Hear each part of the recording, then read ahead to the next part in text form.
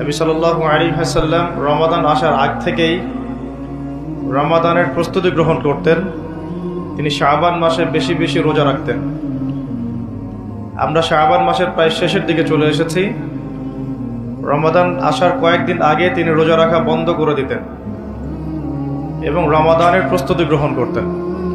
আল্লাহ রাব্বুল আলামিন যে উদ্দেশ্যে এই মাসকে আমাদের উপর গনিমত হিসাবে দিয়েছেন, সেই উদ্দেশ্যটা যেন আমরা বাস্তবায়ন করতে পারি, আল্লাহ পাক তৌফিক দান করেন।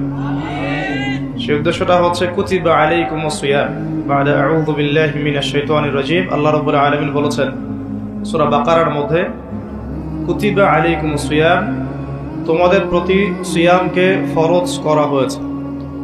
কুতিবা মানে অবধারিত করা হয়েছে, ম্যান্ডেটরি করা হয়েছে, অপশনাল না, ইচ্ছা হইলো রাখবা ইচ্ছা হইলো রাখবা না এমন নয়। সিয়ামকে ফরজ করা হয়েছে কামা কুতিবা আলাল্লাযীনা মিন ক্বাবলিকুম, ঠিক যেভাবে তোমাদের পূর্ববর্তী উম্মতের উপরেও সওমকে ফরজ করা হয়েছিল। জানলাম সওম আমাদের উপরে ফরজ, জানলাম এই ফরজ আল্লাহ করেছেন, জানলাম এটা আমাদের উম্মতের উপর নতুন ফরজ নয়। এরকম সওম আগের উম্মতের উপরেও কি ছিল। উদ্দেশ্য লাআল্লাকুম তাত্তাকুন, যাতে করে তোমরা তাকওয়া অবলম্বন করতে পারো। উদ্দেশ্য লাআল্লাকুম তাত্তাকুন, যাতে করে তোমরা তাকওয়া অর্জন করতে পারো। সওমের উদ্দেশ্য লোক দেখানো আমল নয়, সওমের উদ্দেশ্য না খেয়ে থাকা নয়, সওমের উদ্দেশ্য পানি না খেয়ে থাকা নয়, স্ত্রী সহবাস ছেড়ে দেয়া না। সওমের উদ্দেশ্য এই সবগুলো কাজের মধ্য দিয়ে আল্লাহ পাকের ভীতি তাকওয়া অর্জন করা। কেমন? গতকাল হয়তো অনেকে রোজা ছিলেন, বৃহস্পতিবার ছিল, হয়তো অনেকে কাজা সওমগুলো রাখছেন, বা অনেকে শাবানের সওমও রাখছেন। রোজা রাখা অবস্থায় আমরা কি পানি খেয়েছি, খাবার খাই, স্ত্রী সহবাস করি? খাবার খাওয়া হালাল না হারাম? পানি পান করা হালাল না হারাম? স্ত্রী, বিয়ে করা স্ত্রী, তাকে স্পর্শ করা বা তার সাথে সময় কাটানো হালাল না হারাম? সওম রেখে আল্লাহ পাকের সন্তুষ্টির জন্য আমি সব হালাল ছেড়ে দিলাম। কি ছাড়লাম? খাবার হালাল ছেড়ে দিলাম, পানি হালাল ছেড়ে দিলাম এবং স্ত্রী হালাল ছেড়ে দিলাম। যে হালাল আমি আল্লাহ রাব্বুল আলামিনের সন্তুষ্টির জন্য ছেড়ে দিলাম, সেই সওম রেখে কি আমি আল্লাহর হারামে লিপ্ত হতে পারি? এবং যতক্ষণ আমরা সওমরত অবস্থায় থাকি, আমরা কি ইচ্ছা করলে খেতে পারি না, চুপ করে পানি পান করতে পারি না, এবং চুপ করে স্ত্রীর সাথে সহবাসও করতে পারি, কেউ দেখার নাই? দেখার আছে? কেন করি না? যে কারণে করি না ওই কারণটার নাম হলো তাকওয়া।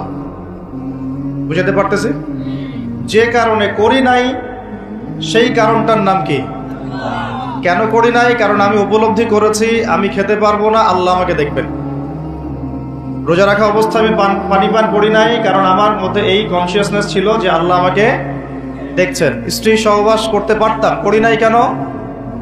কারণ আমি উপলব্ধি করেছি বা আমার মনে এই কনসিয়াসনেস ছিল যে আল্লাহ আমাকে দেখছেন, আর কেউ না দেখুক আল্লাহ পাক দেখছেন। এই আল্লাহ কনসিয়াসনেস বা আল্লাহ সম্পর্কে সচেতনতা, এটার নাম হলো তাকওয়া। এই তাকওয়ার শিক্ষা দেওয়ার জন্য সওম আমাদের জীবনে প্রতি বছর ঘুরে ঘুরে আসছে রমাদান। এখন যে সওম রেখে আমরা আল্লাহ পাকের হালাল ছেড়ে দিলাম এই চিন্তা করে যে আল্লাহ আমাকে দেখছেন, আল্লাহ আমাকে শুনছেন, সেই সওম রেখে কেউ কি আল্লাহর হারামে লিপ্ত হতে পারবে? হলে কি রোজা এবং রমাদানের হক আদায় হবে? কথা কি বোঝা যাচ্ছে? তাহলে এই হাদিসটা একটু শুনি। নবী সাল্লাল্লাহু আলাইহি ওয়াসাল্লাম বলেছেন, সেই ব্যক্তির না খেয়ে থাকায় এবং সেই ব্যক্তির পানি পান না করায় আল্লাহ পাকের কিছুই আসে যায় না। যে ব্যক্তি রোজা রেখে মিথ্যা বলা ছাড়তে পারে নাই, অশ্লীলতা ছাড়তে পারে নাই, হারাম ছাড়তে পারে নাই, সেই ব্যক্তির না খেয়ে থাকায়, সেই ব্যক্তির পানি পান না করায়, সেই ব্যক্তি যে স্ত্রী সহবাস করলো না, এগুলোতে আল্লাহ পাকের কিছুই যায় আসে না। যে ব্যক্তি রোজা রেখে মিথ্যা বলল, অশ্লীলতা প্রদর্শন করলো, অথবা গীবত করলো, অথবা আল্লাহ পাকের কাবায়ের ফাওয়াহিশে লিপ্ত হলো, তার মানে কুতিবা আলাইকুমুস সিয়াম কামা কুতিবা আলাল লাযিনা মিন ক্বাবলিকুম লাআল্লাকুম তাত্তাকুন, এটা অর্জন করতে হলে রোজা রেখে আমাকে আল্লাহ পাকের সমস্ত হারাম ছেড়ে দিতে হবে। যে হালাল স্ত্রী আমি ছেড়ে দিলাম, সেই রোজা রেখে আমি হারাম ভাবে কোনো মেয়ের সাথে কথা বলতে পারি, অ্যাফেয়ার করতে পারে, কফি শপে বসতে পারে, বাইকে ঘুরতে পারে, জিনা করতে পারে? রোজা রাখার অর্থ হচ্ছে আল্লাহর সব হারাম ছেড়ে দেওয়া। এটাই রোজার শিক্ষা, লাআল্লাকুম তাত্তাকুন। আমরা প্রত্যেক বছর এই আয়াতের উপর বয়ান করি, খুতবা হয়, মিনবর থেকে জুমার খুতবায় এই আলোচনাটা হয়। মূল কথাটা হচ্ছে এই উপলব্ধিটা আনা, আনতা আবুদুল্লাহা কাআন্নাকা তারাহ, তুমি এমনভাবে আল্লাহর ইবাদত করো যেন তুমি আল্লাহকে দেখতে পাচ্ছ। আল্লাহ আমাদের সামনে থাকলে বা আমরা যদি আল্লাহকে দেখতে পারতাম, আমরা কি বেনামাজি থাকতে পারতাম? আমরা কি সুদ খাইতে পারতাম? আমরা কি আল্লাহ পাককে যদি দেখতাম বেনামাজি থাকতে পারতাম? ঘুষখোর হইতে পারতাম? দুর্নীতিবাজ হইতে পারতাম? মানুষের হক নষ্ট করতে পারতাম? আল্লাহর নবীজি বলছেন, আনতা আবুদুল্লাহা কাআন্নাকা তারাহ, তুমি এমন ভাবে আল্লাহর ইবাদত করো যেন তুমি আল্লাহকে দেখছো। এই চেতনা আসলে মানুষ হারামে লিপ্ত হতে পারবে না। হলেও তওবা করে ফিরে আসবে। হলেও কি করবে? সাথে সাথে তওবা করে ফিরে আসবে। আর ওয়াইল্লাম তাকুন তারাহু, তুমি যদি আল্লাহকে দেখতে না পারো, ফাইন্নাহু ইয়ারাক, জেনে রাখবা আল্লাহ তোমাকে দেখছেন। ঠিক যে উপলব্ধিটা আমরা রোজা রেখে অর্জন করি। আমরা খাই না, আমরা পানি পান করি না, তৃষ্ণায় গলা ফেটে যাচ্ছে, প্রচন্ড রোদ, ক্ষুধায় পেট চোচো করতেছে, খাই কেন? খাই না কারণ আমরা উপলব্ধি করি আল্লাহ পাক আমাদেরকে দেখছেন। কেউ না দেখুক আল্লাহ দেখবেন। গোসল করার সময় পানি খাইতে পারতেছি না। তো এই চেতনাটা শিক্ষা দেওয়ার জন্যে রমাদান প্রতি বছর ঘুরে ঘুরে আসে। আল্লাহ পাক বলছেন, কুতিবা আলাইকুমুস সিয়াম কামা কুতিবা আলাল লাযিনা মিন ক্বাবলিকুম, এটা তোমাদের উপরে এখন ফরজ করা হয় নাই, তোমাদের আগের উম্মতের উপরেও ফরজ করা হয়েছিল, লাআল্লাকুম তাত্তাকুন, যাতে করে তোমরা তাকওয়া অবলম্বন করতে পারো। আর তাকওয়া সম্পর্কে নবীজি আরো একটা হাদিসে বলেছেন, আত-তাকওয়া হাহুনা, তাকওয়া হাহুনা বলতে তিনি বুকের দিকে ইশারা করছেন, মানে তাকওয়া আপনার লেবাস পোশাকে না। আমি পাগড়ি জুব্বা পরে বসে আছি মানে এই না যে আমি আপনার চেয়ে বেশি মুত্তাকি, যদিও এটা তাকওয়ার পোশাক। মুত্তাকি মানুষটা ঢিলাঢালা পোশাক পরবেন, নবীর সুন্নত অনুসরণ করবে, এটা একটা বৈশিষ্ট্য। কিন্তু এমন হতে পারে আমার চেয়ে আপনার তাকওয়া বেশি, হতে পারে কিনা? আর তাকওয়া হাহুনা, তাকওয়া কলিজার ভিতরে, কলবের ভিতরে। ওই আলহাজ টাইটেল লাগালেই যেমন জান্নাতে যাওয়া যাবে না, শুধু আলহাজ টাইটেল লাগালে কি জান্নাতে যাওয়া যাবে? আল্লাহ রাব্বুল আলামিন মানদণ্ড দিয়ে দিয়েছেন। মানদণ্ড, কে ভালো আল্লাহর কাছে, কে সম্মানিত, এটার মানদণ্ড আল্লাহ দিয়ে দিয়েছেন। ইন্না আকরামাকুম ইনদাল্লাহি আতকাকুম, তোমরা যত মানুষ পৃথিবীতে আছো তোমাদের মধ্যে আল্লাহর কাছে সবচেয়ে মকবুল, সম্মানিত, মর্যাদাবান মানুষ তারাই যারা এই তাকওয়ার পরীক্ষায় পাশ করেছে। এই তাকওয়ার শিক্ষাটা দেওয়ার জন্য রমাদান আসে। শিক্ষা নাম্বার 1, রোজা রাখবো রাখার মতো। রোজা রাখবো কি? যাতে তাকওয়া অর্জন করা যায়। রোজা রেখে আমি যেমন হালাল ছেড়ে দিয়েছি, রোজা রেখে আমাকে আমার সমস্ত হারাম ছাড়তে হবে। আর এই হারাম শুধু 1 মাস ছেড়ে দিব এমন না। ঈদের চাঁদ উঠে যাবে, শয়তান ছাড়া পাবে, আমরা আবার শয়তানের সাথে আতাত করে চলা শুরু করব, এটা রমাদানের শিক্ষা না। ওই শিক্ষাটাকে সারা বছর ধরে রাখতে হবে, এটা হলো রমাদানের শিক্ষা। আপনারা খেয়াল করে দেখবেন রমাদান মাসে অনেকে পরহেজগার হয়ে যায়, ঈদের চাঁদ ওঠার সাথে সাথেই আমরা আবার শয়তানের দাসত্ব শুরু করি।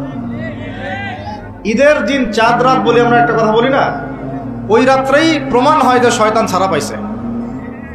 যেভাবে ধুমধারাক্কা গান বাজনার, বেলাল্লাপনা, পিকনিক টিকনিক এগুলো হয়, বোঝা যায় শয়তান এতদিন বন্দী ছিল 1 মাস, এখন ছাড়া পাইছে। তো 1 নাম্বার নসিহত, রোজা রাখতে হবে রাখার মতো, যে রোজা আমাকে তাকওয়ার শিক্ষা দিবে। আল্লাহ পাক আমাদেরকে এইভাবে রোজা রাখার তৌফিক দান করুন।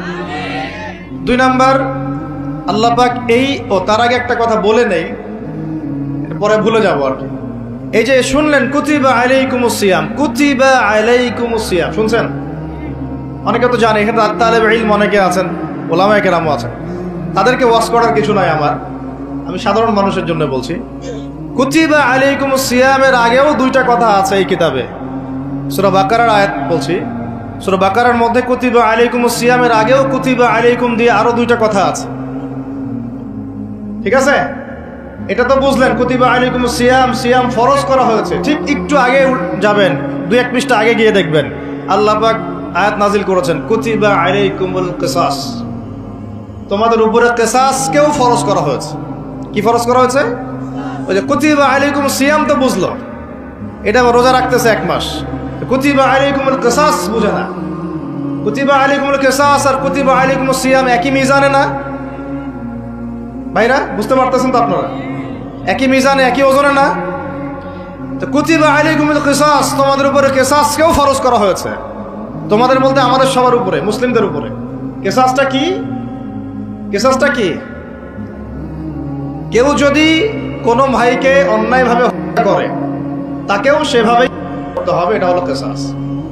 হাতের বদলে হাত, চোখের বদলে চোখ, কি কানের বদলে কান, এমনকি দাঁতের বদলে দাঁত, এর নাম কিসাস। আছে বাংলার জমিনে? আছে? কুতিবা আলাইকুমুস সিয়াম আছে আমাদের সমাজে, কুতিবা আলাইকুমুল কিসাস জাদুঘরে আছে। কোথায় আছে? ওটা ইমপ্লিমেন্ট করতে গেলে জাতিসংঘ বলবে যে আমরা মৌলবাদী হয়ে গেছি। আপনারা পড়েন প্রত্যেক রাতে তাবারাকাল্লাযী বিয়াদিহিল মুলক, তাই না? সূরা মুলক তো পড়েন রাতে, রাতের বেলা সূরা মুলক পড়ার অভ্যাস করেন। নবী সাল্লাল্লাহু আলাইহি ওয়াসাল্লাম এই সূরাটাকে বলেছেন এই সূরা কবরের আযাব থেকে বাঁচাই দিবে ইনশাআল্লাহ। উসমান রাদিয়াল্লাহু আনহু সামনে জান্নাত জাহান্নামের আলোচনা করা হলে তিনি কাঁদতেন না, খুব কম কাঁদতেন, কিন্তু কবরস্থানে কবর দেখলে তার দাড়ি অশ্রু দিয়ে ভিজে যাইত। আর এই জায়গায় যে পার পাবে সে সব জায়গায় পার পেয়ে যাবে ইনশাআল্লাহ। ওই জায়গার একাকিত্বে ওই আযাব থেকে বাঁচাবে একটা সূরা, কি নাম? সবাই মুখস্থ করবেন ইনশাআল্লাহ। মাত্র 30টা আয়াত আছে। নবীজি বলেছেন এই সূরা তার পাঠকারীর জন্য সুপারিশ করবে আল্লাহর সামনে, মানে সুপারিশ করবে আল্লাহ পাকের সাথে জোর করবে, না আমার পাঠকারীকে মাফ করে দাও, দিতেই হবে। এক পর্যায়ে আল্লাহ পাক মাফ করে দিবেন ইনশাআল্লাহ। তো এই সূরাটা 30টা আয়াত আছে। নবীজি বলেছেন আমার মন চায় সবাই যেন এই সূরাটা মুখস্থ করে। তো নবীর একটা মন চায়, আমরা সেটা করব না? 2টা সূরা আমাদের মুখস্থ থাকা দরকার সবার। বড় বড় সূরার কথা বলছি, ছোট ছোট সূরা তো আপনারা সবাই অনেকে জানেনই। একটা সূরা ইয়াসিন, একটা হলো সূরা মুলক। সূরা ইয়াসিন পড়বেন একেবারে সকালবেলা ফজরের পরে, এবং ইনশাআল্লাহ বড় বড় বুজুর্গানে দিন যারা ছিল তাদের ডেইলি রুটিনের মধ্যে সূরা ইয়াসিন থাকতোই থাকতো। এটা তেলাওয়াত করে তারা হাজত পেশ করতেন আল্লাহর কাছে, এবং এর ওসিলা আল্লাহ পাক ওই হাজত পূরণ করে দিতেন। এটা পরীক্ষিত আমল। সূরা ইয়াসিন সবার কলেজের মধ্যে থাকা চাই, আল্লাহ পাক তৌফিক দান করেন। আর রাতের বেলা পড়বেন সূরা মুলক। কোন সূরা? যদি আরো পারেন সূরা ওয়াকিয়া পড়বেন। অনেকে বলেন রিজিকের সমস্যা, রিজিকের সমস্যা দূর হওয়ার অন্যতম একটা আমল হচ্ছে সূরা ওয়াকিয়ার তেলাওয়াত। রাতের বেলা কোন সূরা? ইযা ওয়াকাআতিল ওয়াকিআ লাইসা লিওয়াকাআতিহা কাযিবা, এই সূরাটা তেলাওয়াত করবেন রাতের বেলা। আরো একটা সূরা আছে রাতে তেলাওয়াত করার জন্য, আলিফ লাম মিম সিজদা। আলিফ লাম মিম সিজদা, এটাও তেলাওয়াত করতে পারেন। তো যাই হোক, সূরা মুলকের প্রথম আয়াত আপনারা পাবেন তাবারাকাল্লাযী বিয়াদিহিল মুলকু ওয়া হুয়া আলা কুল্লি শাইইন কাদির। আমরা এটা পড়ি, শুধু খালি পড়ি, প্রত্যেক হরফে 10 নেকি হবে, এই জন্য পড়ি বেশিরভাগ মানুষ। কারণ বাংলাদেশের বেশিরভাগ মানুষ কোরআনের অর্থ জানে না। বাংলাদেশের 16 কোটি মুসলমানের আমার ধারণা 15 কোটি কোরআনের অর্থ জানে না। 1 কোটি মানুষ জানতে পারে যারা মাদ্রাসার সাথে সম্পৃক্ত আর কি। এই জন্য আমরা বলি যে যদি পাঠ্যপুস্তকে কোরআন শিক্ষাটা বাধ্যতামূলক থাকতো, তাহলে বাংলার 16 কোটি মানুষ কোরআনের অর্থ জানতো। এই কাজটা কি খারাপ হতো না ভালো হতো? আর শিক্ষামন্ত্রীকে এটা কে বুঝাবে? আপনারা বুঝাতে পারলে বুঝান, কে বুঝাবে? এই যাদেরকে দায়িত্ব আল্লাহ পাক দিয়েছেন তাদেরকে এটা বুঝাবে কে? আমরা তো ছোট মানুষ। যদি নবী সাল্লাল্লাহু আলাইহি ওয়াসাল্লামের জীবনী সিরাত প্রত্যেকের পাঠ্যপুস্তকে বাধ্যতামূলক থাকতো, 16 কোটি মুসলিম জনগণ নবীর জীবনী জানতে পারত। এখন 16 কোটির মধ্যে 15 কোটি জানে না নবীর জীবনীতে কি হয়েছে। এটা তো বেসিক পড়াশোনা। যদি আমরা একটা ভাইরাসকে ভয় করে মসজিদ একেবারে বন্ধ করে ফেলতে পারি, মাস্ক পরাইতে পারি সবাইকে, সোশ্যাল ডিস্টেন্স 10 হাত দূরে দূরে দাঁড়াও, তো তো এখন এটা যদি আমি চাপ দিয়ে করাতে পারি, তাহলে আমি পাঠ্যপুস্তকের মধ্যে নবীর সিরাত এবং কোরআন বাধ্যতামূলক করতে পারি না? এই যে আমরা যারা 15-20 বছর ইউনিভার্সিটিতে পড়েছেন, স্কুল কলেজ ইউনিভার্সিটি, এখানে কারা কারা পড়েছেন হাত তুলেন দেখি একটু। যারা অনার্স মাস্টার্স কমপ্লিট করেছেন বা পড়তেছেন এখনো, আপনারা আছেন কতজন? আছে অনেকে, হাত নামান। এখন আপনারা ভাই বাংলা পড়েছেন না? নজরুল, রবীন্দ্রনাথ, বঙ্কিমচন্দ্র, শরৎচন্দ্র ইত্যাদি ইত্যাদি। ইংরেজি পড়েছেন না? ব্যাকরণ, দাঁত ভাঙা ব্যাকরণ। বাংলা ব্যাকরণ পড়েছেন না? দাঁত ভাঙা, কারক, সমাস, বিভক্তি, হাবিজাবি। হ্যাঁ, এই হাবিজাবি দিয়ে আবার ইস্যু বানাই দিস না তোরা, মুশকিল কথা বলা এখন। এটা তো আমরা কথার কথা বলি আর কি। তারপরে কেমিস্ট্রি পড়েন নাই? হ্যাঁ, ফিজিক্স পড়েন নাই? বায়োলজি পড়েন নাই? তারপরে আমরা হায়ার ম্যাথ করতাম, জটিল জটিল সূত্রগুলো মুখস্থ করেন নাই? কত কি পড়েছেন। কিন্তু এই পড়াশোনাগুলো কেন করেছেন? সিলেবাসে ছিল, আমাকে পড়তে হবে, যদি না পড়ি পরীক্ষায় পাস করতে পারবো না, পরীক্ষায় পাস না করলে রেজাল্ট আসবে না, রেজাল্ট না আসলে চাকরি পাবো না, চাকরি না পাইলে রিজিকের ব্যবস্থা হবে না, রিজিকের ব্যবস্থা না হইলে বিয়ে শাদী হবে না, বিয়ে শাদী না হইলে জীবনটাই বরবাদ। এই তো ফিলোসফি, তো এইটাই, রাস্তা তো এটা না। তো এখন চাপ দিয়ে এত কিছু পড়লেন, বিসিএস কোচিং করেছেন অনেকেই চাকরির পরীক্ষা দিচ্ছেন, নিয়োগ বিজ্ঞপ্তির পরীক্ষা দিচ্ছেন, প্রাইমারি পরীক্ষা দিচ্ছেন, সবই পড়তেছেন। আমি নিজেও পড়েছি এগুলো আমার মুখস্থ ছিল সব, এখনো হয়তো ধরলে বলতে পারবো কিছু, যদিও এগুলোর চর্চা আমরা বন্ধ করে দিয়েছি আর কি।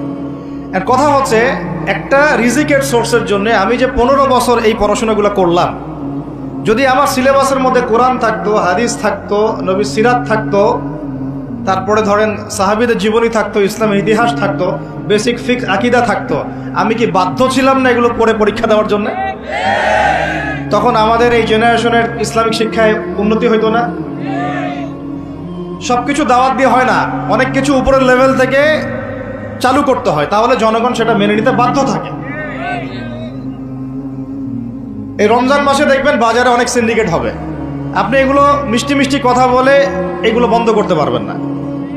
যখন এরকম দুর্নীতিগুলো হবে বাজারে, মার্কেটে, ধরবেন, মোবাইল কোর্ট বসাবেন, 6 মাসের জন্য ঢুকাবেন, পারলে একটা করে আঙ্গুল দিবেন গাইটা, তারপর দেখবেন সব সিধা হয়ে গেছে।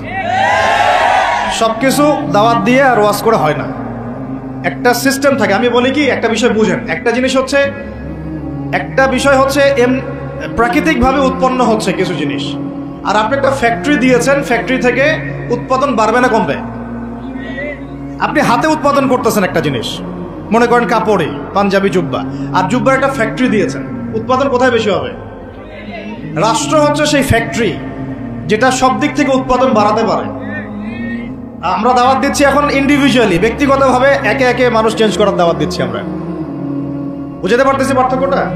যে আয়াত থেকে এদিকে চলে আসছি, তাবারাকাল্লাযী বিয়াদিহিল মুলক, তাবারাকাল্লাযী, বরকতময় সেই সত্তা, মহা পবিত্র, মহা বরকতময় সেই সত্তা।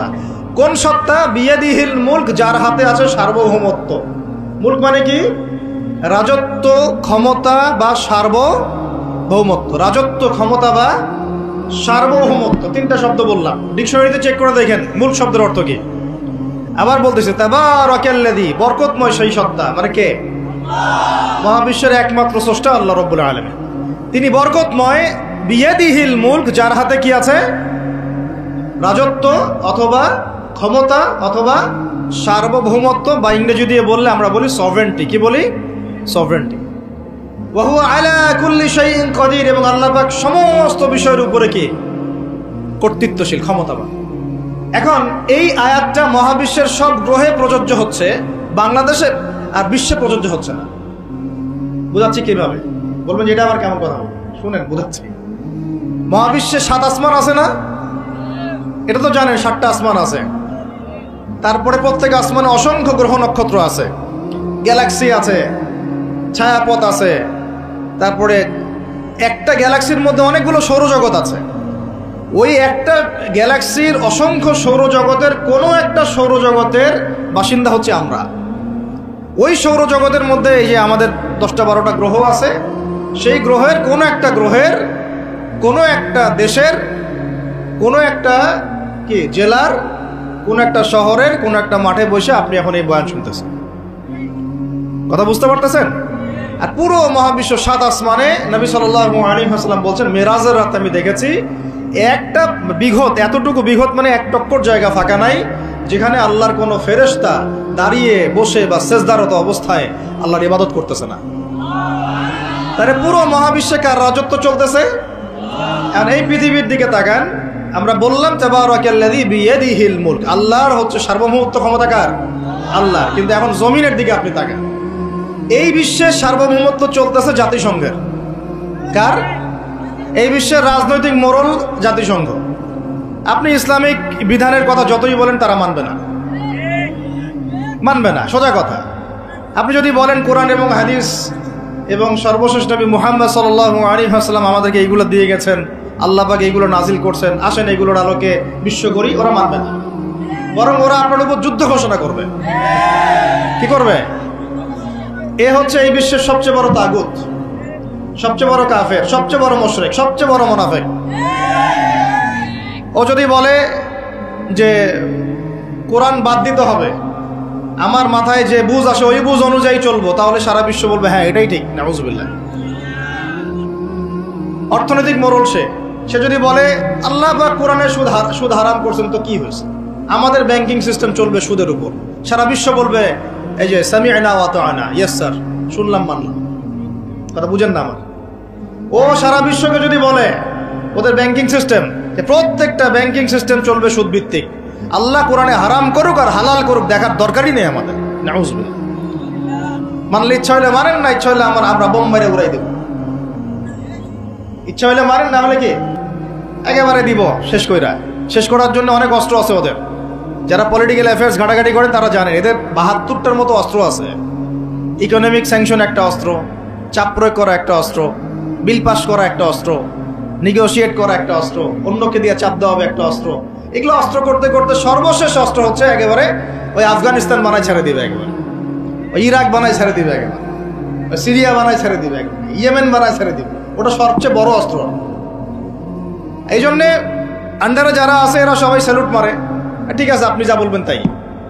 তো এই কারণে সারা বিশ্ব অর্থনৈতিক ক্ষেত্রে ও হচ্ছে এখন সুদভিত্তিক অর্থনৈতিক সিস্টেমের মোড়ল। যেই সুদ সম্পর্কে আল্লাহ পাক কোরআনে বলেছেন যদি সুদ না ছাড়ো তাহলে আল্লাহ এবং তার রাসূলের সাথে যুদ্ধের ঘোষণা শুনে রাখ। কথা বুঝে যাচ্ছে না মনে হয়? আল্লাহ পাক কোরআনে বলছেন সুদ যদি না ছাড়ো, সুদ যদি তোমরা মুসলমানরা মুমিনরা না ছাড়ো তাহলে আল্লাহর সাথে এবং রাসূলের সাথে যুদ্ধের ঘোষণা শুনে রাখো। সূরা বাকারা পড়েন, সূরা বাকারা পড়েন। আল্লাহ পাক বলছেন ইয়া আইয়ুহাল্লাযীনা আমানু ইত্তাকুল্লাহ ওয়া যারু মা বাকিয়া মিনার রিবা ইন কুনতুম মুমিনিন ফাইন লাম তাফআলু ফাআযানু বিহারবিন মিনাল্লাহি ওয়া রাসূলিহি। তাহলে আল্লাহ পাক এখানে বলছেন হারাম, যদি খাও তাহলে আল্লাহর সাথে যুদ্ধ করতেছো, নবীর সাথে যুদ্ধ করতেছো। ওরা বইলা দিল এটা ফরজ। কি এটা? তুই মানলে মান, না মানলে যা, তোর ব্যাপারে ব্যবস্থা আমরা পরে নিব। তাহলে আমরা এই পুরো বিশ্বে এখন কার সার্বভৌমত্ব চলতেছে? কোরআনে? জি না, কোরআন ওই তেলাওয়াত করার জন্য রেখে দেওয়া হয়েছে। কিসের জন্য? ঘরের কোনায় তেলাওয়াত করেন আপনি কোরআন, কোনো সমস্যা নাই। এই রমজানে প্রত্যেকদিন 1 খতম দিবেন, 30 দিন 30 খতম দেন, ওদের কিচ্ছু যায় আসে না। কথা বুঝাতে পারতেছি না? আপনি ব্যক্তিগত জীবনে কোরআন 30 দিন 30 খতম দেন, কিচ্ছু যায় আসে না এদের। কিন্তু কোরআনের এই যে মৌলিক বিধানগুলা, এগুলো আপনি বিশ্বে বাস্তবায়ন করতে পারবেন না এখন। কারণ সার্বভৌমত্ব এখন আমরা আল্লাহর হাত থেকে কেড়ে নেওয়ার চেষ্টা করে তাগুতের হাতে দিয়ে দিয়েছি। এই কারণে বিশ্বের উপরে গজব ঘটতেছে। যে কোনো সময় আসবে ইনশাআল্লাহ, যে কোনো সময় আসবে, এটা আমরা নিশ্চিত। আল্লাহ রাব্বুল আলামিনের গজব আসবেই আসবে। আল্লাহ রাব্বুল আলামিন এইখানে বলেছেন চুরি করলে হাত কেটে দিবা। কি করবা? ওই যে কিতাব আপনি 10 নেকির জন্য তেলাওয়াত করেন, প্রত্যেক হরফে কত নেকি হবে? 10 নেকি হবে। তেলাওয়াত করি মাশাআল্লাহ, 100 খতম দেন সারা জীবনে, কোনো সমস্যা নেই। তো ওই কিতাবের মধ্যেই সূরা মাইদা আল্লাহ বলেছেন যে চুরি করলে চোরের কি করবা। তো এটা আপনি ওদেরকে বুঝাতে পারবেন না, এখন বুঝাতে পারবেন না। ওইটা তেলাওয়াত পর্যন্তই, ফুল স্টপ। তারপরে এমনি নরমালি যদি কেউ জিনা করে, সূরা নূর অনুযায়ী আল্লাহ রাব্বুল আলামিন বলছেন যে সূরা নূরের 2 এবং 3 নম্বর আয়াতে 100টা বেত্রাঘাত করবা জনসমক্ষে। কয়টা বেত্রাঘাত? বাংলাদেশের বহু ছেলে মেয়ে এখন 100 বেত্রাঘাত পাওয়ার শাস্তি মাথায় নিয়ে ঘুরতেছো তোমরা, নাউজুবিল্লাহ। যার শুরুটা হয় ওই টেক্সটের মাধ্যমে, তারপরে দেখা সাক্ষাৎ, তারপরে এটা, তারপরে ওইটা। ঢাকা শহরে এর পরিসংখ্যান বেশি না কম? কত বেশি? কতগুলো ছেলে পাওয়া যাবে যারা এই পাপে লিপ্ত হয় নাই? কতগুলো মেয়ে পাওয়া যাবে যারা এই পাপে লিপ্ত হয় নাই? কতগুলো আপনি দেবর পাবেন যারা জেনা করে নাই? কতগুলো ভাবি পাবেন জেনা করে নাই?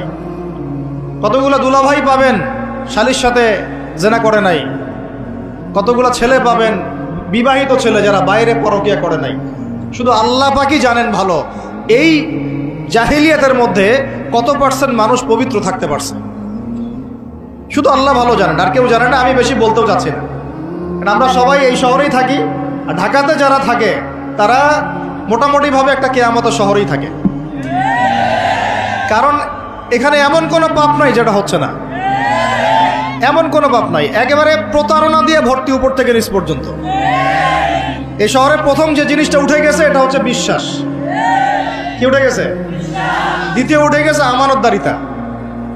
বিশ্বাস উঠে গেছে, এখানে নাই। আমানতদারিতা নাই। কে কার উপর দিয়ে টক্কর দিতে পারে এটা হচ্ছে আমাদের এজেন্ডা আর কি। একটা রাস্তার যে ভিক্ষুক, এরও মাথায় যে এত শয়তানি বুদ্ধি, আর অন্য অন্য সেক্টর না হয় নাই বললাম। আপনার কাছে টাকা যাচ্ছে গাড়ির গ্লাসে নক করে, ও কিন্তু পাটা ভালোই আছে, ও ল্যাংড়ানোর অভিনয় করতেছে। কত বুদ্ধি! কেউ আবার ইচ্ছা করে একটা আঙ্গুল বা হাত কাটে নিয়েছে, ইচ্ছা করে কাটছে, সারা জীবন কোনো কাজ করা লাগবে না, এটা করেই খাবে। কেউ আবার ইচ্ছা করে হিজড়া হচ্ছে এই শহরে, এটা সারা জীবন কাজ করা লাগবে না, এমনিই খাবে। কত বুদ্ধি মানুষের মাথায়! চিন্তা করছেন? যাকে আপনি টাকা দিচ্ছেন 10 টাকা, ওর ফ্ল্যাট আছে, আপনার কিছুই নাই, ওরই জমি আছে। হিজড়ার সর্দার BMW চালায়, আর আপনি কোনো রকম একটা এক্স করলা ম্যানেজ করতে পারেননি এখন পর্যন্ত। প্রতারণা দিয়ে ভর্তি, প্রতারণা, আমানতের খেয়ানত, দুর্নীতি, পদে পদে বাটপারি, আর কি বলবো, মানুষকে ঠকানো, জুলুম করা, সুযোগ পাইলেই সুযোগ নেওয়া, সুযোগ পাইলে একটু সুযোগ নেওয়া। আর বিভিন্ন জায়গায়, স্পেশালি মানে কিছু কিছু বড় বড় জায়গায় এমন কিছু মানুষকে বসায় দেওয়া হয়েছে যাদের মনে হয় ইসলামের নাম শুনলেই ভিতরে মানে তেলে বেগুনে জ্বলে ওঠে একেবারে। ইসলাম শব্দটা শুনলেই গায়ে জ্বালা শুরু হয় একেবারে। তো বেশি দিন নাই ইনশাআল্লাহ, হয় আল্লাহর গজবে এগুলো ধ্বংস হবে, অথবা ইনশাআল্লাহ তাআলা আবাবিল পাখি তো আর আসবে না পাথর ছুটতে। আবাবিল তো পাখির নাম না, আবাবিল মানে তো ঝাঁকে ঝাঁকে, মানে এটা তো ওই আবরাহার বাচ্চা আবরাহার যুগ না যে আবাবিল আসবে আর পাথর ফেলবে। আসবে, পাথর ফেলার প্রজন্ম তৈরি হবে ইনশাআল্লাহ। মূল সমস্যাই হচ্ছে করাপশন, দুর্নীতি, মূল সমস্যাই। এটা যদি না থাকতো সারা বিশ্বে বাংলাদেশকে টক্কর দেওয়ার মতো কান্ট্রি খুব কমই থাকতো। কে না জানে এগুলা? সবাই জানে, আর আমরা মেনেও নিয়েছি এগুলা ভাই, চুপচাপ মনে মনে মেনে নিয়েছি যে ওইখানে গেলে এত দেওয়া লাগবে, ওইখানে এত না দিলে আমার এটা হবে না, ওইখানে এটা দিতে হবে, ওইখানে এটা করতে হবে, আমরা মেনেও নিয়েছি মাশাআল্লাহ। আর যখন জুলুম মানুষ মেনে নেয় তখন আরো বড় জালেমকে আল্লাহ পাক চাপায় দেয়। এই জন্য আমাদের এই অবস্থা সংশোধন হচ্ছে না, ইল্লা মাশাআল্লাহ। আল্লাহ যে কবে করবেন আল্লাহ ভালো জানেন। তবে বিশ্বাস করেন, আপনারা বলেন যে এখন মুসলিম প্রধান দেশ, আমি একটা স্টেটমেন্ট দিয়ে দিচ্ছি এখন বসে বসে, এখন এটা হচ্ছে একটা মুনাফেক প্রধান দেশ। প্রমাণ করতে চাইলে আমার সাথে বসেন। মুনাফেকের আলামত যে কয়টা আছে, কি 1 নাম্বার কি? কথা বললেই মিথ্যার উপর দাঁড়ায় আছেন সবগুলা। 2 নাম্বার, আমানত রাখলেই খেয়ানতের উপর খেয়ানত, খেয়ানতের উপর খেয়ানত। মনে করেন আমি একজন ইমাম সাহেব, আমি যদি আমার দায়িত্বে পালন ঠিক মতো না করে আমিও খেয়ানতকারী। এই যে লেকচার দিতে বসছি, এখন আমি যদি চিন্তা করি যে ডাইনে বামে কথা বলে সময় পার করে দেই, হক কথা বলার দরকার নাই, বললে আবার এটা সেইটা, আমি হচ্ছে এখানে এই চেয়ারের খেয়ানতকারী। প্রত্যেকটা ক্ষেত্রে চলতেছে এগুলা। 3 নাম্বার হচ্ছে যখনই ওয়াদা করে কি করে বলেন তো? কয়জন ওয়াদা রাখি আমরা? কোন কোন সময় দেখা যায় অমুসলিম ওয়াদা রাখছে, মুসলমান রাখে নাই। দুধ কিনতে যাবেন, আমরা হিন্দু ভাইয়ের দোকান খুঁজতেছি, ও পানি মিশাবে না, আপনার কনফিডেন্স তৈরি হয়ে গেছে। মুসলমানের দোকানে যান না কেন? ও পানি মিশাবে। কি একটা অবস্থা, কি একটা অবস্থা! নবী সাল্লাল্লাহু আলাইহি ওয়াসাল্লাম একদিন এভাবে লেকচার দিচ্ছেন, মানে খুতবা দিচ্ছেন। একজন দাঁড়িয়ে বলছেন, সাহাবী, যে কবে কিয়ামত হবে ইয়া রাসূলুল্লাহ? তিনি বলছেন যে যখন দেখবা যে অনুপযুক্ত ব্যক্তির হাতে দায়িত্ব অর্পণ করা হয়েছে, তখন ফান্তাযিরিস সাআ, কিয়ামতের অপেক্ষা করতে থাকো। আমরা এই যুগে বাস করতেছি না? এমন করে পাপ নাই এই শহরে হচ্ছে না। মূল পাপ কয়েকটা হচ্ছে। এক নাম্বার হচ্ছে শিরক। কি হচ্ছে? তারপরে হচ্ছে প্রতারণা, তারপর হচ্ছে জুলুম, প্রচুর জুলুম, মানে দুর্বল পাইলেই জুলুম করতে চাচ্ছি আমরা। যদি দেখি ও আমার চেয়ে একটু দুর্বল, আমি জুলুম না করলে পেটের ভাত হজম হচ্ছে না। জুলুম করাটাকে আমরা ক্রেডিট মনে করি যে আমি জিতে গেলাম। আরে ভাই, কাল কিয়ামতের মাঠে কি হবে আপনার আমার অবস্থা? কাল কিয়ামতের মাঠে কি হবে অবস্থা? নবী সাল্লাল্লাহু আলাইহি ওয়াসাল্লামের কথা কি মিথ্যা? তিনি বলছেন কিয়ামতের মাঠে বহু মানুষ উঠবে উহুদ পাহাড়ের সমান নেকি নিয়ে। একেবারে উহুদ পাহাড় দেখছেন আপনারা? কেউ অনলাইনে দেখে নেন। বিশাল পাহাড়। জানাজার নামাজে শরীক হইলে 1 কেরাত নেকি হয়। 1 কেরাত মানে 1 উহুদ পাহাড় সমান। আর মাটি দিয়ে আসলে আরেক কেরাত নেকি হয়, মানে আরেকটা উহুদ পাহাড়ের সমান। উহুদ পাহাড়ের সমান আরো উঁচু উঁচু নামাজের নেকি, জাকাতের নেকি, হজের নেকি, ওমরার নেকি নিয়ে উঠবে বহু মানুষ। আমরাই হয়তো বা তার, আল্লাহ পাক আমাদেরকে মাফ করুন। ওঠার পরে বহু মানুষ সামনে দাঁড়ায় থাকবে। কাউকে গালি দিছে, কাউকে অন্যায়ভাবে মারছে, কাউকে রিমান্ডে নিয়ে একেবারে পেদানি দিছে, নির্দোষ ছিল। কারো নামে মিথ্যা মামলা দিছে, কারো নামে অপবাদ ছড়াইছে। বেচারা ভালো ছিল, সৎ ছিল, অপবাদ ছড়াই দিছে। কারো নামে ধরেন যে কারো গীবত করছে, কারো টাকা নিয়ে টাকা দেয় নাই, হ্যাঁ, কারো জমি আত্মসাৎ করে খাইছে, ভূমিদস্যু ছিল। মানে মানুষের সাথে জড়িত পাপ ছিল। কি ছিল? অন্যের সাথে জড়িত, মানে অন্যের হক নষ্ট করছে আর কি, অন্যের। এখন আল্লাহ পাক বলবেন যে তোমার এই ঋণ এখন শোধ করো। ওই দিন তো ঋণ শোধ করার কোনো বুদ্ধি আছে? বুদ্ধি নেই। এখন কি পদ্ধতি? ফেরেশতাদেরকে বলা হবে এই ব্যক্তির আমলনামায় যে নেকিগুলো আছে, নামাজের নেকি, রোজার নেকি, হজের নেকি, যাকাতের নেকি, এইগুলো দিয়ে ওদের আমলনামা ভর্তি করো, যারা পাওনাদার দ্বারায় আছে। এই ভর্তি করতে করতে করতে করতে এক সময় দেখা যাবে এই ব্যক্তির আমলনামা ফাঁকা হয়ে যাবে। তখন কি হবে? ফেরেশতাদেরকে বলা হবে ওই যে যারা ভুক্তভোগী, ওদের আমলনামা থেকে গোনাহ নিয়ে এই ব্যক্তির আমলনামায় ঢাল। নাউযুবিল্লাহ। এরপরে ওই ব্যক্তিগুলো দেখা যাবে জান্নাতে চলে গেছে, মাজলুম ছিল পৃথিবীতে, ওই দিন সফল হয়ে গেছে, জান্নাতে চলে গেছে। এবারটা দুনিয়া জালেম ছিল, এই জাহান্নামে চলে গেছে। নাউযুবিল্লাহ। আল্লাহ পাক আমাদেরকে এরকম মানুষের হক নষ্ট করা থেকে হেফাজত করে না। ভাই, মানুষের হক নষ্ট করতে যায় না। নিজে আমল তো এমনিই কম, ভাঙাচোরা ইমান, মুনাফিকের মতো বসবাস করতেছি। এখন তো আমরা মুনাফিকের মতো বসবাস করতেছি এই দুনিয়াতে। এখন যারা আমার মনে হয় মন থেকে ইমানের দাবি করতে পারে শক্তভাবে যে হ্যাঁ আমরা ইমানদার, এরা হচ্ছে গাজ্জার ওই মুজাহিদ ভাইরা। বুঝেন না এই কথা? তারা মনে হয় দাবি করতে পারে যে হ্যাঁ আমরা ইমানদার। আমরা তো নেফাকের উপরে আছি, আমরা তো স্বীকৃতি দিতে পারতেছি না, সত্যকে স্বীকৃতিও দিতে পারি নাই। বরং আমরা মানচিত্র থেকে ফিলিস্তিনের মানচিত্র উঠাই দিলাম, দিয়ে যারা জালেম ওদেরটা প্রতিষ্ঠা করলাম। ওইটাও পাঠ্যপুস্তকে আসছে। আপনারা তো শুধু একটাই শুনে বসে আছেন, একটাই শুনে আছেন না আপনারা? শরীফ শরীফা তো আছেই, এইটাও একটা ইস্যু ছিল। আল্লাহ পাক আমাদেরকে চোখ খুলুন, আল্লাহ পাক আমাদের চোখ খোলার তৌফিক দান করেন। আর ভাই, বাইরের চোখ তো সবারই খোলা, ভিতরের চোখটা খোলার তৌফিক দান করেন। আমি অনেক ভিতরে চলে আসছি, বুঝাইতে চাচ্ছিলাম যে এই বিশ্বে এখন আল্লাহ পাককে সার্বভৌম ক্ষমতার অধিকারী মানা হচ্ছে না। এটা হচ্ছে বৈশ্বিক শিরক।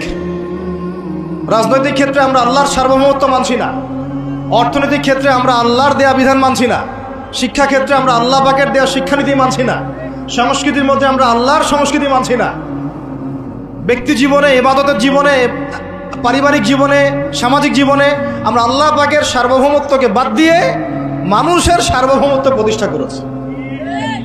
আর আমরা তেলাওয়াত করতেছি তাবারাকাল্লাযী বিয়াদিহিল মুলক, আবার পড়তেছি কুলিল্লাহুম্মা মালিকাল মুলক, হে বলুন হে রাজত্বের অধিকারী, তুতিল মুলকা মান তাশা ওয়া তানজিউল মুলকা মিম্মান তাশা। আর তো জানেন না আপনারা, সূরা আলে ইমরানে আছে। তো আমাদের কথা আর বাস্তবতার মধ্যে অনেক ফারাক। আল্লাহ পাক আমাদেরকে কোরআন গভীরভাবে অনুধাবন করার তৌফিক দান করেন। খালি তেলাওয়াত করলেই হবে না ভাই, এর অর্থটা জানতে হবে। অর্থ না জানলে পরে তেলাওয়াত করলে নেকি হবে না এটা বলি নাই আমি, বলেছি শুধু তেলাওয়াত করলেই পুরো হক আদায় হয় না, শুধু তেলাওয়াত করলেই পুরো হক আদায় হয় না, হয় না, হয় না, 100 বার হয় না। আবার বলতেছি শোনেন ভালো করে, তেলাওয়াত করলে প্রত্যেক হরফে 10 নেকি হয়, কিন্তু শুধু তেলাওয়াত করলেই কোরআনের সম্পূর্ণ হক আদায় কোশ্চিনকালেও হয় না। এই যে অর্থগুলো না জানলে আপনি কিভাবে বাস্তবায়ন করবেন, বুঝবেন কিভাবে, কি বলেছেন আল্লাহ পাক কোরআনে? এই যে একটা আয়াত নিয়ে এতগুলো কথা বললাম, আপনারা এখন চোখ খুললো যে সারা বিশ্বে আল্লাহর সার্বভৌমত্ব সভরেন্টি নাই। এখন আমরা মানুষ একটা প্রতিষ্ঠা করেছি কিছু কিছু জায়গায়, ইল্লা মাশাআল্লাহ, কিছু কিছু জায়গায় আমরা মেনে নিয়েছি যে আল্লাহ পাকই সার্বভৌমত্ব ক্ষমতার অধিকারী। এখন তো এটা মানুষের হাতে উঠাই দিয়েছেন। আল্লাহ পাক আমাদেরকে পাঠাইছেন দুনিয়াতে তার খলিফা হিসেবে। কি হিসেবে? আল্লাহর খলিফার কাজ কি? শয়তানের দাসত্ব করবে না আল্লাহর? বলেন, আল্লাহর খলিফার বৈশিষ্ট্য কি, ফাংশন কি? সে কি শয়তানের দাসত্ব করবে না আল্লাহর? সে কি আল্লাহর বিধান মানবে না শয়তানের? সে কি আল্লাহর সার্বভৌমত্ব মানবে না শয়তানের? তাহলে আমরা আল্লাহ পাকের কয়টা বিধান বাস্তবায়ন করতে পারছি? একজন আমাকে খুব কড়া ভাষায় বলছিলেন একদিন যে আপনি প্রথম ব্যক্তি মনে হয় বলেছেন ঢাকা হচ্ছে দ্য সিটি অফ আখিরুজ্জামান। আপনি চোখে দেখেন না ঢাকা শহরে এত এত মসজিদ আছে? বললাম যে এইটা আপনার চেয়ে আগে আমি দেখছি ঢাকা শহরে এতগুলো মসজিদ আছে, আমার কাছে হিসেব করা আছে কয়টা মসজিদ ঢাকায় আছে। তাহলে আপনি বললেন যে এটা সিটি অফ আখিরুজ্জামান। বললাম ঢাকা শহরে এতগুলো যে মসজিদ আছে কত বছর থেকে আছে? বলছে 50, 60, 70 বছর থেকে। তো বলো 70 বছরে কোরআনের আপনি একটা বিধান বাস্তবায়ন করতে পারছেন ঢাকায়? বলেন, পারছেন? ঢাকা শহরে কি চোরের হাত কাটা হয়? ঢাকা শহরে কি ওই যে জেনার শাস্তি দেওয়া হয়? মদ পান করলে 40 লাঠি দেওয়া হয়? ব্যভিচার করলে রজম দেওয়া হয়? ধর্ষণ করলে প্রকাশ্যে মৃত্যু হয়? মসজিদ দিয়ে কি করবেন আপনি? বলেন, এতগুলো মসজিদ দিয়ে কি করবেন? মসজিদে আমরা নামাজ পড়ি, ব্যক্তিগত ইবাদত। আর মানুষের বাঙালিকে কারা জানে বুঝাইছে সারা জীবন যত ইচ্ছা পাপ কর, শেষ জীবন একটা মসজিদ বানায় যাইস বা মসজিদের সভাপতি হয়ে থাকিস, ঠিক আছে? যত ইচ্ছা কর, যা ইচ্ছা কর, সুদ খা, ঘুষ খা, সব কর, শেষে একটা মসজিদ বানাই দিস। কারণ হাদিসটা হচ্ছে মান বানা লিল্লাহি মাসাজিদান বানাল্লাহু বাইতান ফিল জান্নাহ। কেউ যদি আল্লাহর জন্য একটা মসজিদ বানায়, আল্লাহ পাক তার জন্য জান্নাতে একটা ঘর বানাবেন। ব্যাস, এই হাদিসের উপর আমল কইরা কবরে যাবে। সারা জীবন যে আমি মাশাআল্লাহ নাউজুবিল্লাহ আল্লাহর কোনো বিধানই মানলাম না, না নামাজ, না যাকাত, না সাদাকা, না এই যে কোরআন এর হক আদায় করা, না আমর বিল মারুফ, না নাহি আনিল মুনকার, না ইকামাতুদ দ্বীন, ইত্যাদি ইত্যাদি। অনেক অনেক গভীর ভাই, আলোচনাও গভীর, পরিবেশও অনেক গভীর, অন্ধকারও অনেক গভীর। এই অন্ধকার থেকে বের হইতে হইলে ভাই রমাজান আমাদের সামনে একটা মৌসুম, এটা আল্লাহ পাক সুযোগ দেন। আপনারা তো দেখেন সন্ধ্যাবেলায় পাখিরা কোথায় ফিরে যায়? বাসায় ফিরে যায় না? এই সারা বছর সারা জীবন আমরা অনেক দূরে চলে গেছি আল্লাহ থেকে, রমাজান আসছে এখন আবার বাসায় ফিরে আসে। রমাজান কেন আসে? যাতে এই বিচ্ছিন্ন উম্মাহ এক জায়গায় হয়, পাপী মুসলিমরা আল্লাহর দিকে ফিরে আসে। সারা বছর যারা এদিক ওদিক চলে গেছেন রমাজানে আসেন, ঘরে ফিরে আসেন। আল্লাহ পাক তৌফিক দান করে না। অনেক ভিতরে ঢুকে গেছি ভাই। প্রথম কথা বলছিলাম লাআল্লাকুম তাত্তাকুনের হক আদায় করতে হবে, রাজি আছি তো ইনশাআল্লাহ? 2 নাম্বার এই যে বলছিলাম কুতিবা আলাইকুম নিয়ে কথা। কুতিবা আলাইকুম শুধু সিয়াম না, কুতিবা আলাইকুম কিসাসও আছে এখানে। কোন কিতাব? এখানে আছে না? নাকি বানায় বললাম? আর এই কোরআন তো ভাই সবারই বাসায় আছে, কেন মানতে চান না? এত কেন ভনিতা কোরআনের সাথে? বাঁচবই বা কতদিন আমরা? সর্বোচ্চ 100 বছর। ভাই সবাইকেই তো একা একা আল্লাহর সামনে দাঁড়াইতে হবে, তাহলে এত ভনিতা কিসের? এত নেফাকি কেন? এত অস্বীকৃতি কেন? ইসলাম নিয়ে এত অ্যালার্জি কেন? আল্লাহ রসুল এবং ইসলামের নাম শুনলে গা জ্বলে কেন? কোরআন সুন্নাহর বিধানের কথা শুনলে কেন মনে হয় যে বাঁকা চোখে তাকান কেন?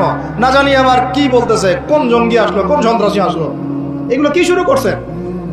এটা কোরআনের কথা, হাদিসের কথা, আল্লাহর কথা, রসুলের কথা। এখানে এইসব শব্দ প্রয়োগ করেন কেন? কবরে কি আমরা যাব, আপনারা যাবেন না?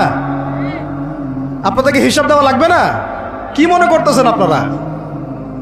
আর এই উম্মার বিজয়ের জন্য কি শুধু আমাদের একার দায়িত্ব না, সবার দায়িত্ব আছে? সবাই মিলে তো শক্ত হাতে একটা হাতল ধরলে না ইসলাম বিজয় হবে। তো আল্লাহ পাক যে ক্ষমতা যাদেরকে দিয়েছেন, কেন আপনারা বুঝতে চেষ্টা করেন না যে আল্লাহ রাব্বুল আলামিনের কাছেই সার্বভৌম ক্ষমতা, তার বিধান বাস্তবায়ন করেন, আল্লাহ পাক আপনাদেরকে আরও শক্তিশালী করবেন ইনশাআল্লাহ। যদি না করেন তাহলে শোনেন, একটা সময় পর্যন্ত আল্লাহ পাক ছাড় দেন। এটা ইতিহাস। নমরুদ একটা লম্বা সময় ছাড় পাইছে, ফিরআউন আরো লম্বা একটা সময় ছাড় পাইছে, আজ জাতি সামুদ, আসহাবুল আইকা, মাদিয়ান, লুত, কত যে কম চলে গেছে হিসাব নাই। ইতিহাসটা খালি পড়বেন কোরআনের, কত যে কম পৃথিবী থেকে চলে গেছে এরই হিসাব নাই। আল্লাহ পাক জানাইছেন অল্প কিছু, বাকি কিছু জানানো নাই আল্লাহ পাক আমাদেরকে। আল্লাহ পাক জানানি নাই অনেক কিছু আমাদেরকে, যেগুলো আমাদের দরকার সেগুলো জানাইছেন কিছু কিছু। কেউ কি টিকতে পারছিল? কেউ কি আল্লাহর বিধানের বাইরে গিয়ে চলতে পারছে? দুনিয়া টিকতে পারছে? কেউ কি চিরস্থায়ী ছিল? কোনো নবীও তো চিরস্থায়ী ছিল না। তাহলে কিসের পিছনে ছুটতেছেন? আল্লাহ পাক আমাদের সবাইকে কথাগুলো বোঝার তৌফিক দান করেন। ব্যক্তি জীবন থেকে শুরু করে এক সর্বোচ্চ লেভেল পর্যন্ত কোরআন, হাদিস, ইসলামকে বাস্তবায়ন করার তৌফিক দান করেন। আল্লাহ পাক যাদের মধ্যে এই সততা আছে, এই মানুষগুলোকে আল্লাহ পাক আমাদের ঊর্ধ্বতন কর্তৃপক্ষ বানায় দেন, আমিন। বা যারা আছেন তাদেরকে আল্লাহ পাক হেদায়েত দান করেন। রমাজানের এই শিক্ষাটার সামনেও এরকম দুই একটা শব্দ আছে, কুতিবা আলাইকুমুল কিসাস। আর একটা তো বললে তো মাথাই খারাপ হয়ে যাবে, বলবো? ওই যেখানে দেখছেন কুতিবা আলাইকুমুস সিয়াম, কুতিবা আলাইকুমুল কিসাস, এই ডানে বামেই খুঁজবেন, 3টা পৃষ্ঠার মধ্যেই পাবেন। লেখা আছে কুতিবা আলাইকুমুল কিতাল, কুতিবা আলাইকুমুল, এটা আবার কি? কুতিবা আলাইকুমুল কিতাল, তোমাদের উপর যুদ্ধকে ফরজ করা হয়েছে। কি ফরজ করা হয়েছে? একা একা আপনি করবেন না, একা একা করবেন না, ইসলামিক রাষ্ট্র করবে, ইসলামের রাষ্ট্রের আমির করবে, তার নেতৃত্বে জনগণ করে, একা একা বিচ্ছিন্নভাবে করে না। কুতিবা আলাইকুমুল কিতাল, এইটা যখন মুসলমানরা ছেড়ে দিয়েছে ওই সময় থেকে এই মাইর খাওয়ার যুগ শুরু হয়েছে। অটোম্যান এম্পায়ারটা সর্বশেষ ওই ফাইট করছিল ওই পশ্চিমাদের সাথে, পরাজিত হয়ে যায় তারা প্রথম বিশ্বযুদ্ধে 1914 থেকে 17-18-র মধ্যে। এরপরে ওই যে ব্রিটেন দখল করে জেরুজালেম, বেলফোর্ট ডিক্লারেশন হয়, তারপরে ইহুদিদেরকে ওই জায়গাটা ছেড়ে দেয়। এরপর থেকে যে 100 বছর হলো, আমাদের খিলাফা পতনের 100 বছর হয়ে গেছে। কত বছর? এটা একটা আশারও কথা। আশার কথা কেন? প্রত্যেক 100 বছর পর পর আল্লাহ পাক পরিবর্তন নিয়ে আসেন, এটা ইতিহাস ঘাটলে পাবেন। 100 বছর পর পর আল্লাহ রাব্বুল আলামিন বড় বড় পরিবর্তন পৃথিবীতে নিয়ে আসেন। যেহেতু খিলাফা পতনের 100 বছর হয়ে গেছে, আশা করা যায় সামনে কিছু ভালো কিছুই হবে ইনশাআল্লাহ। ইনশাআল্লাহ আজ না হোক 100 বছর পরে হলেও ইনশাআল্লাহ বিশ্বের শাসন ক্ষমতা আমাদের হাতে আসবে ইনশাআল্লাহ। তার আগ পর্যন্ত আমরা কেউ স্বাধীন না। তো এখানে কুতিবা আলাইকুমুস সিয়ামও আছে, কুতিবা আলাইকুমুল কিসাসও আছে, কুতিবা আলাইকুমুল কিতালও আছে। ওইটা ছাড়ার পর থেকে আজকে আমাদের এই অবস্থা হয়েছে। এখন ওইদিকে তো আমরা যাইতে পারবো না, এখন আমাদের ওই শক্তি নাই। অতএব ওই আলোচনা না ফুল স্টপ রাখলাম। এখন এই মাসে আমরা কি আল্লাহর দিকে ফিরে আসতে পারি কিনা? অন্তত যারা নামাজ আমরা কাজা করছি বা অলসতা দেখাচ্ছি, রমজান মাসে 5 ওয়াক্ত পাক্কা নামাজি হইতে পারবো তো ইনশাআল্লাহ? ফরজ নামাজের সাথে সাথে সুন্নত আর নফলগুলোর পাবন্দ হইতে পারবো তো ইনশাআল্লাহ? রমজান মাসে দাড়িটা ছাড়তে পারবো তো ইনশাআল্লাহ? পোশাক চেঞ্জ করতে পারবো তো ইনশাআল্লাহ? সুদ ছাড়তে পারবো তো ইনশাআল্লাহ? সমস্ত জেনা ছাড়তে পারবো তো ইনশাআল্লাহ? মাপে কম দেওয়া ছাড়তে পারবো তো ইনশাআল্লাহ? যত রকম দুর্নীতি, সুদ, ঘুষ ছাড়তে পারবো তো ইনশাআল্লাহ? রমজান মাসে আমরা আবার ওই পাখিদের মতো, পাখিরা যেমন ঘরে ফিরে, আমরা আল্লাহর কাছে ফিরবো তো ইনশাআল্লাহ? কয়েকটা কাজ খালি বলে শেষ করে দিচ্ছি। ওয়া ইযা সাআলাকা ইবাদি আন্নী ফাইন্নী করিব, আমার বান্দারা হে নবী যদি তোমাকে জিজ্ঞাসা করে আমার সম্পর্কে, তাদেরকে জানিয়ে দিও যে আমি কাছে আছি। সুবহান, কোথায় আছি? খুবই কাছে। উজিবু দাওয়াতাদ দাঈ ইযা দাআন, যখন দোয়াকারী দোয়া করে আমি তার দোয়া শুনি। কে শোনে? কবরে শায়িত মানুষ শুনে? হ্যাঁ, ওই মাজারে গিয়ে শুনে? অমুক বাবা তমুক বাবা শুনে? কে শুনে?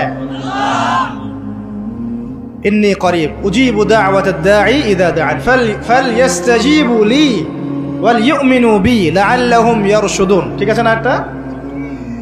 অতএব আমি যেহেতু বান্দার দোয়া শুনি, তারাও যেন আমার ডাকে সাড়া দেয়। আল্লাহর ডাক মানে কি? হাইয়া আলাস সালাহ, এটা আল্লাহর ডাক না? জাকাত ফরজের জাকাত দিবে, আল্লাহ পাক আহ্বান করছেন না? রমাদান মাস এসেছে রোজা রাখো, কার আহ্বান এগুলো? তো আমি যখন ডাকবো সেও যেন আমার ডাকে সাড়া দেয়, আর ওয়াল ইউমিনু বি, এবং আমার প্রতি ঈমান রাখে, এতে করে তারা সুপথ প্রাপ্ত হবে ইনশাআল্লাহ। তাহলে রোজা রেখে আমরা কি করব? আমরা বেশি বেশি আল্লাহর কাছে দোয়া করবো ইনশাআল্লাহ। 3টা কাজ তো পেয়ে গেলাম। এক হচ্ছে তাকওয়া অবলম্বন করব, মানে রোজা রাখার মতো রাখবো। 2 নাম্বার কোরআনের হক আদায় করব। 3 নাম্বার বেশি বেশি দোয়া করব, রোজা রাখা অবস্থায় বেশি বেশি দোয়া করব। 3 শ্রেণীর মানুষের দোয়া ফেরত দেওয়া হয় না, জানেন তো হাদিসটা?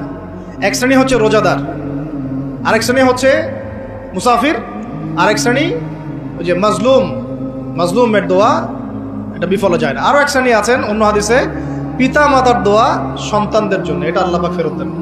আমরা যারা পিতা মাতা হয়েছি সন্তানদের জন্য বেশি বেশি দোয়া করবেন, আল্লাহ পাক তৌফিক দান। এই 3টা কাজের বাইরে আমি আরো 7টা কাজ বলে দিচ্ছি, রমজান মাসে করবেন, ঠিক আছে ইনশাআল্লাহ? 4 নাম্বার, বেশি বড় করছি, খালি পয়েন্টগুলো বলছি। 4 নাম্বার হচ্ছে রমজান মাসে বেশি থেকে বেশি মানুষকে ইফতারি করানোর চেষ্টা করুন। এই যে যুব সমাজ যারা আছেন, ইফতারের প্রজেক্ট রেডি করবেন। প্রত্যেকটা দুস্থ, অসহায়, এতিম, মিসকিন, বিধবা এই পরিবারগুলোতে 1 মাসের বাজার করে দিবেন। পারা যাবে ইনশাআল্লাহ?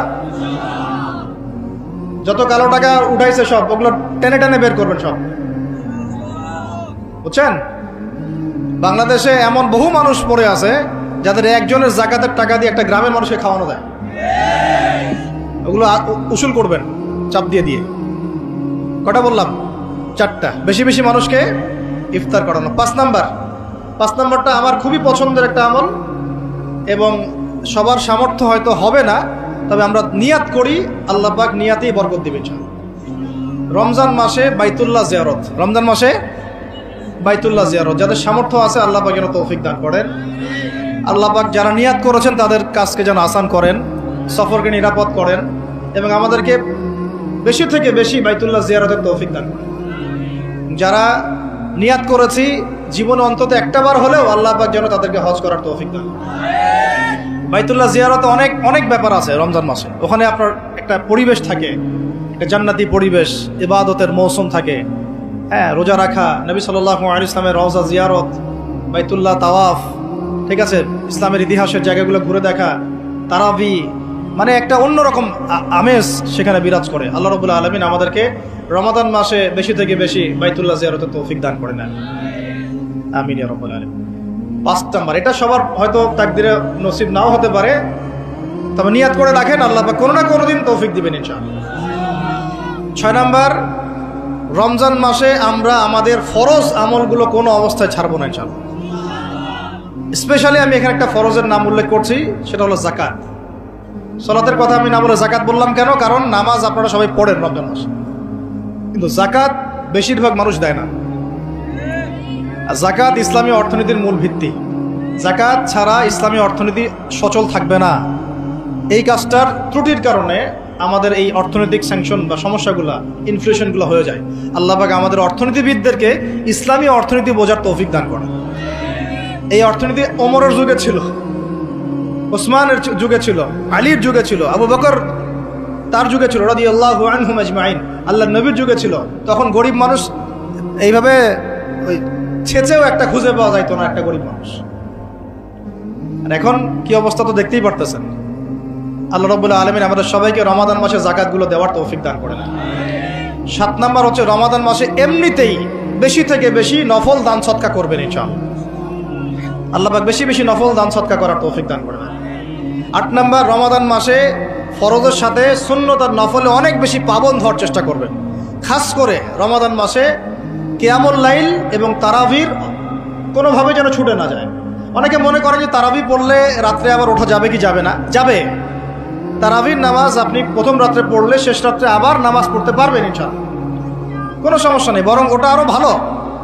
ওই সময় আল্লাহ রাব্বুল আলামিন আহ্বান করতে থাকেন, কে আছো চাইবা আমার কাছে আমি দিব, কে আছো আমাকে ডাকবা আমি ডাকে সাড়া দিব, কে আছো আমার কাছে ইস্তেগফার করবো আমি ক্ষমা করব। প্রথম রাত্রেও তারাবি পড়বেন ইনশাআল্লাহ, শেষ রাত্রেও চেষ্টা করবেন অন্তত 2-4-6 রাকাত হলেও নামাজ পড়ার। আল্লাহ পাক তৌফিক দান করুন।